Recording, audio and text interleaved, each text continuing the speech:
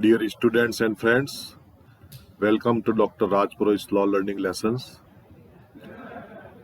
In my previous lecture, I was discussing about the various sources of the Muslim law. And I talked about the the primary source and secondary sources, and discussed in detail about the first primary source, that is about Quran. Today, I shall discuss the second primary source, that is Sunnah and Hadith. आज हम प्राथमिक source या प्राचीन source के दूसरे source के बारे में चर्चा करेंगे, चूँकि हम पिछले लेक्चर के अंदर प्राचीन सोर्स का प्रथम सोर्स कुरान के बारे में चर्चा की थी। आज हम बात करेंगे प्राचीन सोर्स का दूसरा सोर्स सुन्ना और हदीस के बारे में। ये basically the Sunnah and Hadith contains the precepts of the Prophet as inspired and suggested by God. So the literal meaning of the term Sunnah is the trodden path, basically. So it denotes some practices and precedents of the Prophet. Whatever the Prophet said or did without reference to God, and it is treated as his tradition. So it is the second source of Muslim law. So tradition and injunctions of Allah in words of Prophet, and there were words of Allah could not supply any authority for a given rule of law. So Prophet's words were treated as an authority, because it is believed that even his saying delivered inspired from Allah himself. So according to Muslim law, there are two types of revelations. First is Zahir, which is manifest basically. Jahir mat kahiye, jisko Jahir kahiye. And second one is internal, which is known as Baatein. So Jahir और बातें दो तरह के revelation हुए. So manifest और Jahir जो express revelations हैं, they were the words of Allah and came to the Prophet through the angel Gabriel.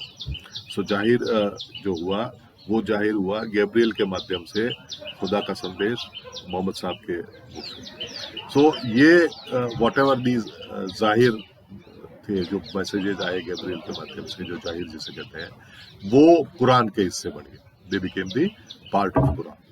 दूसरी तरफ जो बातें जो हैं, जिसको इंटरनल रिविलेशंस कहते हैं, so these internal revelations were those which were the prophets words and did not come through Gabriel basically.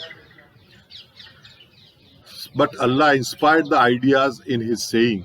So such internal revelations form part of Sunnah.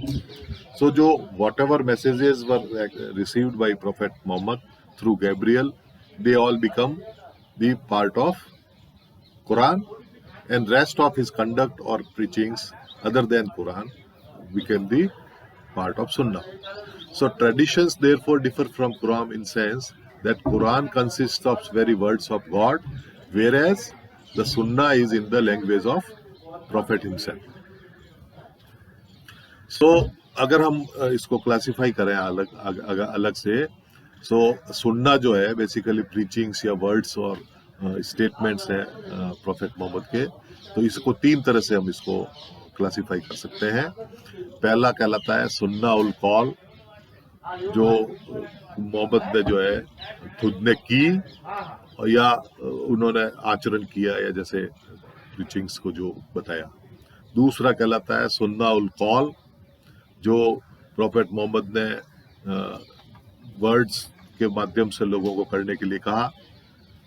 तीसरा हो गया सुन्ना उल तकरीर, जिसको कहते हैं, जिसको कंडक्ट जो किया गया उनके शिष्यों के द्वारा प्रॉफेट मोहम्मद साहब के मौजूदगी के अंदर, और उन्होंने उसको ऑब्जेक्ट नहीं किया. तो सुन्ना उल कौल, सुन्ना उल फैल, सुन्ना उल कौल और सुन्ना उल तकरीर. दूसरी हदीस जो कहलाती है हदीस मुतविरा, ठीक है. इसमें ट्रेडिशंस जो प्रेवलेंट है और सब जगह लोगों को पता है, उस ट्रेडिशंस को सभी लोग फॉलो करते हैं, जो सबसे ज्यादा मशहूर है, ठीक है. दूसरी उससे जो कम काम जो जिसको कम लोगों को पता है वो कहलाती है हदीस ई मशहूरा। ये जो है प्रेवलेंट है, फेमस है, बट सब जगह नहीं है। काफी लोग जानते हैं लेकिन सभी नहीं जानते। और तीसरी कहलाती है हदीस वाहिद। ये जो है लेस नोन ट्रेडिशंस है और इट इज न्यून टू वेरी फ्यू पीपल। तो ये तीन तरह की हदीस हुई। तो ये आज हमने मुस्लिम लॉ के प्राचीन सोर्स के दूसरे सोर्स के बारे में चर्चा की, हदीस और सुन्ना के बारे में। हम अगले लेक्चर में बाकी के अन्य सोर्सेज के बारे में चर्चा करेंगे। धन्यवाद।